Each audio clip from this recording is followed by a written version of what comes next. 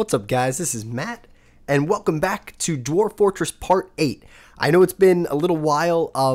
I do have an excuse. I had a lot of guests last weekend, and then I got very, very sick, and it was my last week of classes, so I was trying to balance being bedridden, as well as doing my final studying and finishing up a paper. So I am back. I'm going to try to get a little bit more frequent with these. They will not be every day, but hopefully it will get me somewhat back on track.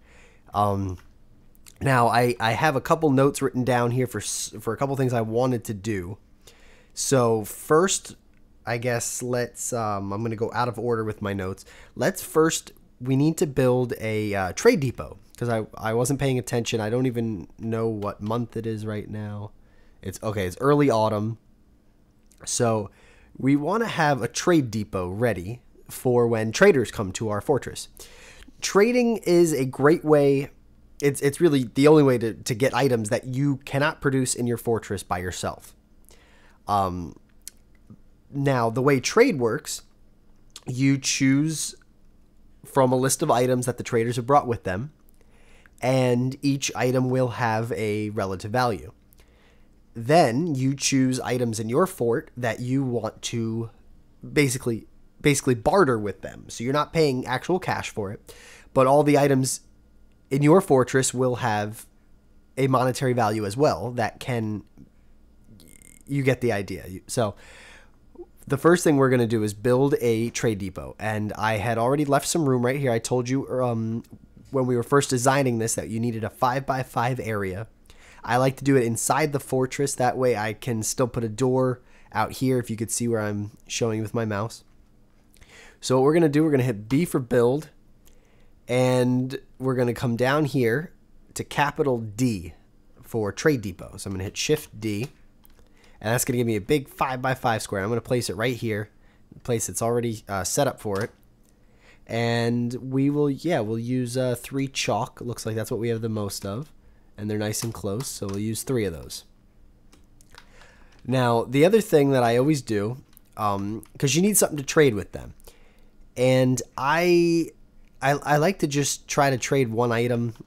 I mean, you can trade, as you're cutting jewels, and as you're cutting, it really whatever you decide to make in your fortress, you can trade with these traders that come.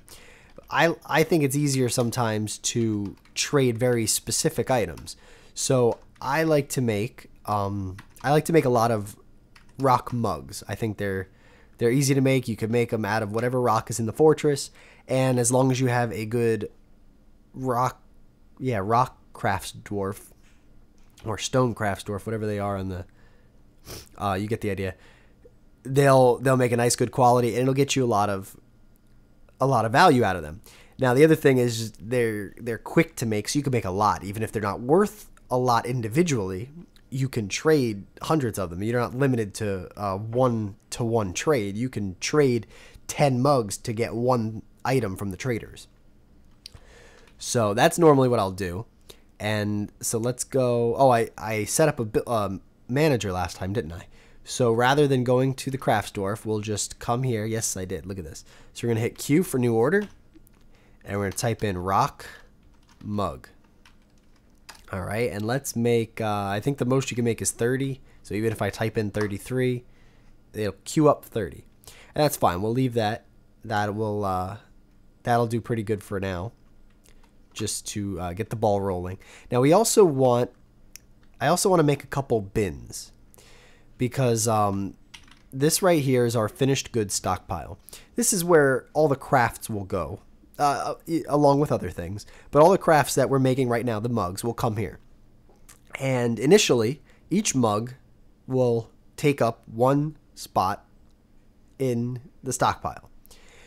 A bin allows multiple things to be stored in one space on a stockpile. So we're going to make a couple wooden bins, and then that way all the crafts that we make to sell won't fill up this entire stockpile. So let's also queue up another order. Let's make some wooden bins. There we go. We'll just make 10 of these for now. And we'll see how long it takes our manager to approve those orders. We're still only at a population of 13. But I think we're okay with that. I think we're all right. We're just waiting for, we're waiting for more dwarves to come. Sometimes it happens very quickly. Sometimes there could also, this game is in alpha, and sometimes there could be a bug. I played a game recently where I was sitting at the computer for a good 2 hours, and I think I got the first migrant wave, and that was it. That was all that came. So I was at 14 dwarves, and my dwarves were having babies, so I think I was up to 20 at one point, but there was no migrant waves coming. I don't know if it was something I was doing wrong or if it was a bug. The wealth of your fortress does play a part in attracting migrant waves. So that could have been it. I wasn't making enough. But you can see right here, we're already off to a good start. We're making a lot. We're still doing okay on food, as long as you have more than how many dwarves you have. Same with the drinks, really. As long as there's more than the dwarves, you're safe. You don't have to really worry about it. All right, so let's, I guess while we're here, let's build, where should we build a jeweler's workshop? Let's do it on this kitchen floor. There's nothing else going on here. Let's make a hallway. Actually, maybe this is where I'll do the rest of the workshop, because we need to set up a metal forge as well. And I'm not even going to bother. Some people go down to lava, and they'll use the lava to fuel their forges. But I think we'll just use wood. We'll just burn make it into charcoal. Or coal, or charcoal. And we'll run the furnaces like that. And then that way we can make our own weapons and armor. We don't have to wait for the trade caravans to come through. And we could maybe use the trade caravans to supplement our seed intake, or I guess, just more plants or beer or whatever. What else do we have? What do we have down here? Same stuff, huh? Oh, he just didn't feel like digging that out. It looked different. They got distracted by beer, didn't they? Oh, come on. Where is he? The miner. He's sleeping. I only have one miner? Or is he a miner? Oh, yeah, he's a miner too. Okay. All right.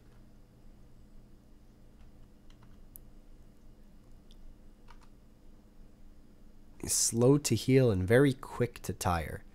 Yeah, actually, I'm not sure if I've showed this in a past video. If you, when you hit unit, come into the unit menu. We're on citizens right now, you could see. If you just go down to any of these guys, you could hit V for view. I think this stands for view creature, I guess. And then if you hit enter to show their thoughts and preferences, you can read about them. They've been happy, slept in a good bedroom, dined in a legendary dining room, so we know that we built a nice dining room down there. I don't even think we've smoothed the walls yet, so that's a good start here. 28 years old. She's a bit clumsy.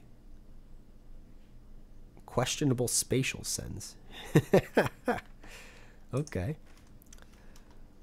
Interesting. All right. There we go. The diggers are coming back. And how are our... Yeah, that's what I wanted. How are our work orders?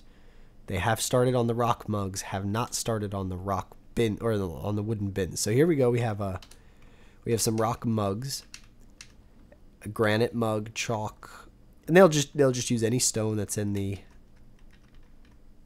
stockpiles there.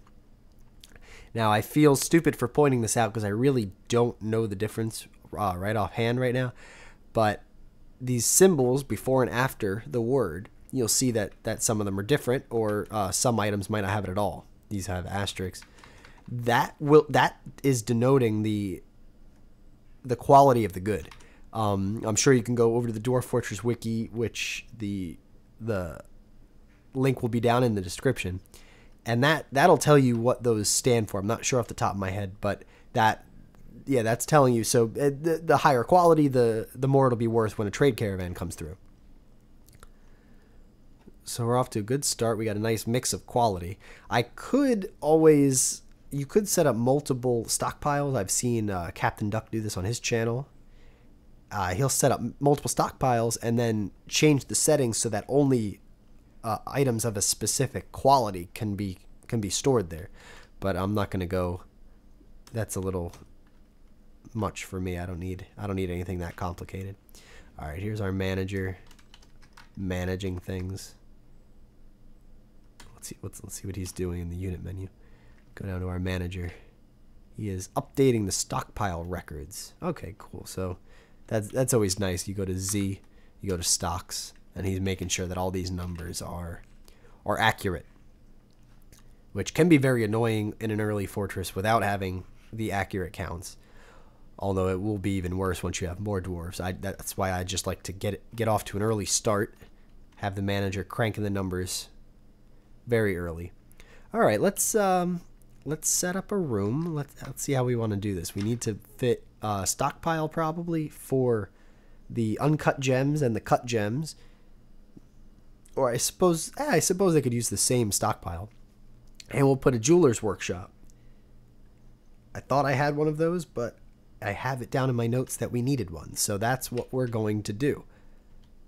I try to take notes as I go through these videos. That way I can kind of remember. I have a very bad memory, but I can kind of remember what I've talked about and what needs to be done in the fortress, because I can be very forgetful. And it's been a while since I've done this video, or since I've done any video, so I wasn't quite sure where I left off. But this seems to be about it. He'll cut these out. This will add to our stone collection. Now, I do want to point out, in earlier versions of Dwarf Fortress, every block that you mined left stone behind. Because I remember fortresses where that's all you could see on the floor was stone, and you would have to. There was ways to get rid of it. You could make a garbage dump and just throw all the rock in it, and then undesignate the dump. That way, the masons could still use the rock that was there. But now it's a little bit more scarce, and I think it has to do with the skill of the miner. The higher their skill, the more likely they are to leave stone behind, or some type of resource for you to use. What is this? Some quartz. Okay, so we got some more gems. And like I said, once they clear this out, we'll get to setting a jeweler's workshop and the stockpile for it. The wheelbarrows are nice. You'll see right here, this guy's running in with a wheelbarrow. Before wheelbarrows, it wasn't really a big deal. They weren't necessary. But when the wheelbarrows were released, it was because stone got a specific weight. And as dwarves carry stone now, they will walk slower than normal. And so having a wheelbarrow is very nice. That's also the reason for mine carts. You could really move stone very quickly. But I have not messed around with mine carts at all. So maybe that's something I'll do in a future video once this is out of tutorial mode. Because I'm kind of going through tutorial here. Not really anymore. I'm kind of just telling you what I want to do and telling you how I'm doing it. But yeah, maybe a little bit later, once we dig deeper, I'll try to mess around with the mine carts and we'll see what we could do with that.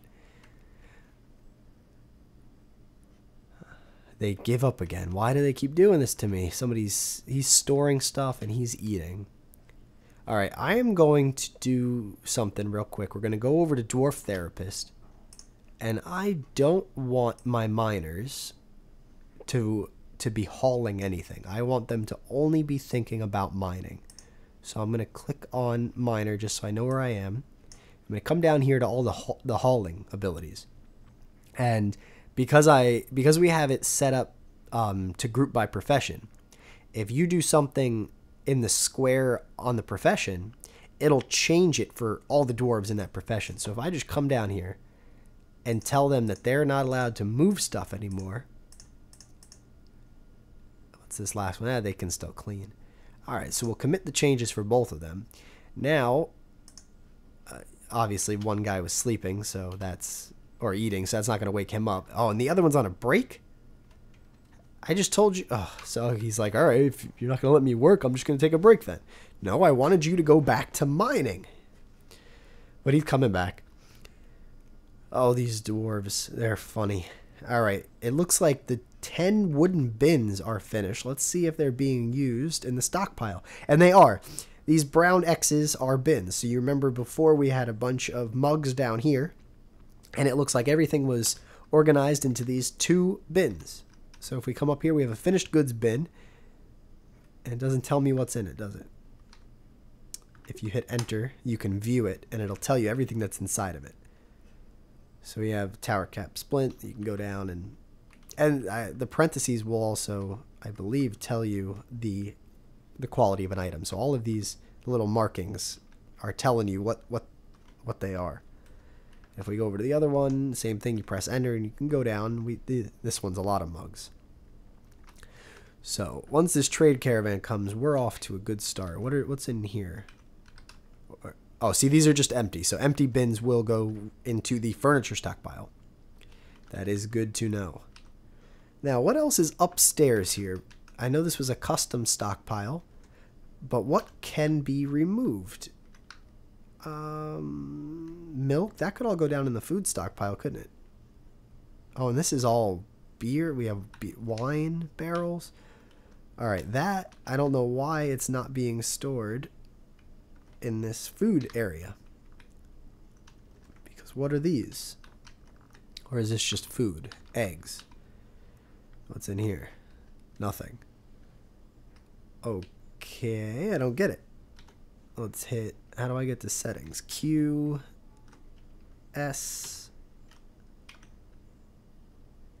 All food except for seeds. Okay. So what I'm going to do, since that stockpile's done, I don't know why I didn't do this before. Go all the way back up. And let's change the settings on this general purpose stockpile. And let's disable food. That way all the food will be moved downstairs. We could also remove... I guess we'll leave everything else for now. And once we set up the jeweler's workshop, we will change. We'll probably disable the rest of that. Someone just became a fishing dwarf. Okay. I don't know where he's fishing at, but here he is. Let's if you hit C, you could zoom to him and see where he is. So he's right here under my cursor. And if I unpause the game, where did he go? He ran up. Oh, he probably went into the fortress. Okay. All right. I guess I'll leave this video at that. And in the next video, we will actually finally set up the jeweler's workshop now that this area is dug out. And we will start setting up the forges. That way we can make some metal crafts. So I want to thank you guys for watching. I'm sorry you had to wait so long. Anyway, I hope this is helping. Leave me some comments. Leave me some feedback. It really helps me out. And it encourages me. It encourages me to make more videos and make, just to help everybody out. I like hearing from you. And, until next time.